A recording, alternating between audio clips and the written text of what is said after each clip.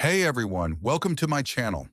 Today we're diving into an absolutely mind-blowing moment when Robert Downey Jr. faced off against a host trying to trap him with politically charged questions. What happened next had the entire studio in tears. Let's get into it. The studio lights seemed unusually bright that evening as Robert Downey Jr. made his entrance to thunderous applause. Wearing his signature tinted glasses and a subtle smirk that had charmed audiences for decades, he waved casually to the crowd, appearing relaxed and at ease. But industry insiders in the audience could sense something different in the air. This particular host had recently gained notoriety for ambushing celebrities with politically divisive questions designed to create viral moments rather than meaningful conversation. Behind the scenes, Downey Jr.'s publicist had warned him about the host's tactics. "Just stick to promoting the film," she had advised nervously before he walked on stage. Downey had simply nodded, that enigmatic half-smile giving nothing away.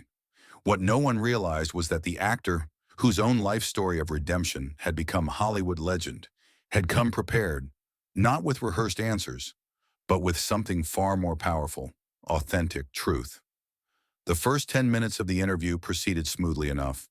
They discussed Downey's latest project, his creative process, and even shared a few laughs about his legendary career. The audience began to relax, perhaps thinking the rumors about the host's ambush tactics had been exaggerated. Even Downey's publicist, watching anxiously from the wings, allowed herself to breathe a little easier. Then came the pivot, so subtle at first that many didn't notice the dangerous turn the conversation was taking. "So Robert," the host said, leaning forward with a sudden intensity that caused a ripple of tension through the studio. The casual use of his first name now seemed less friendly and more predatory. "You've been in this industry longer than most. You've seen it evolve, or some might say, devolve." The host's smile remained, but their eyes had hardened. "What's your take on how woke culture has infiltrated Hollywood? Don't you think it's destroying the art form you've dedicated your life to?" The question hung in the air like a live grenade. Camera operators zoomed in tighter, capturing every micro-expression that crossed Downey's face. The audience collectively held their breath. In the control room, producers already anticipated the clips that would dominate social media by morning.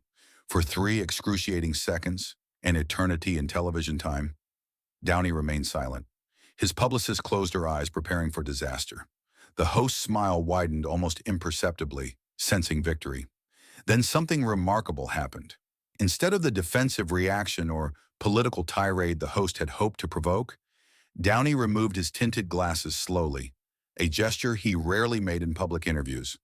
Without this signature shield, his eyes revealed something unexpected. Not anger, not irritation, but a profound compassion that seemed to penetrate the artificial environment of the television studio. "You know," he began, his voice lower and more intimate than before, causing the audience to lean forward in their seats. "I've been thinking a lot about this idea of sides we've created." He paused, choosing his words with deliberate care. "When I was at my lowest, and many of you know just how low that was, I wasn't saved by ideology, I was saved by human connection." The host, sensing this wasn't going according to plan, attempted to interject, but Downey raised his hand slightly, a gentle yet unmistakable request for the space to finish his thought. The host, perhaps surprised by this quiet assertion of control, fell silent. "I've played heroes and villains," Downey continued, his voice now taking on an emotional quality that seemed to vibrate through the studio.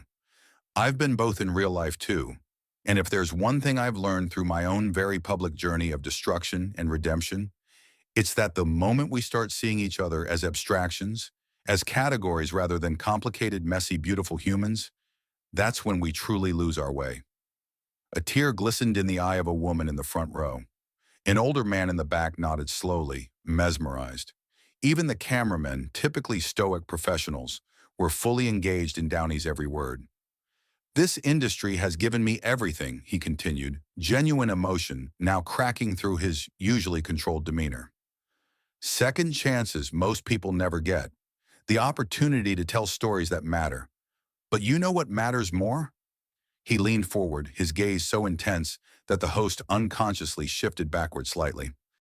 "Understanding that beneath all these labels, woke, anti-woke, left, right, whatever new division we've invented this week, there are human beings with the same fundamental needs: to be seen, to be heard, to be valued. The host, now visibly uncomfortable with how thoroughly the tables had turned, attempted to regain control. But surely you must agree that Downey shook his head gently, not in disagreement, but in a plea for a different kind of conversation. I've spent too many years of my life in conflict, mostly with myself, he said, a sad smile playing at the corners of his mouth. And what I've discovered is that healing never comes from winning arguments. It comes from finding common ground. His eyes now swept across the audience, connecting with them in a way that transcended the typical celebrity interview. The characters I've loved playing most aren't the ones with all the answers. They're the flawed ones who keep trying to be better, who reach across differences to find connection. He paused, the silence in the studio absolute. Maybe instead of asking who's destroying what, we could start asking how we rebuild. Together. The emotion in the room was palpable. Someone in the audience began to applaud, then another, until the entire studio erupted in a standing ovation that seemed to come from someplace deeper than mere celebrity adoration.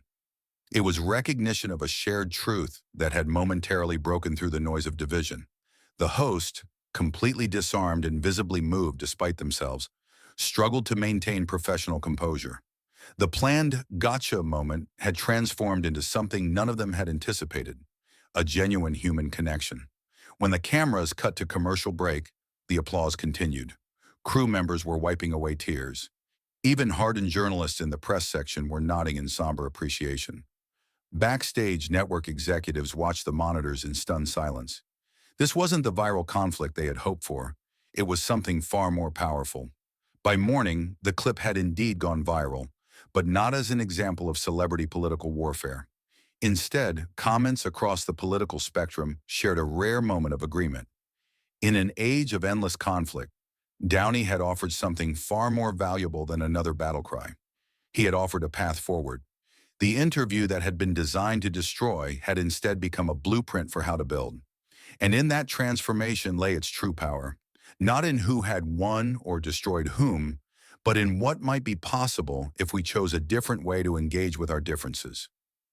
In the days that followed, the phrase "pulling a Downey" entered the cultural lexicon, referring to the act of transforming a potential conflict into an opportunity for connection.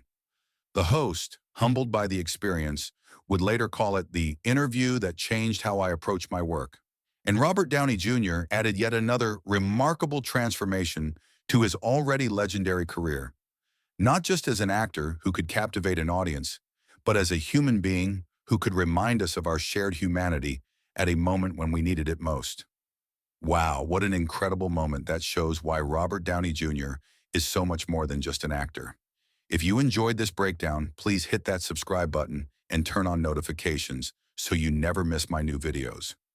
Also, drop a comment below with your thoughts on how Downey handled this situation. Thanks for watching, and I'll see you in the next video.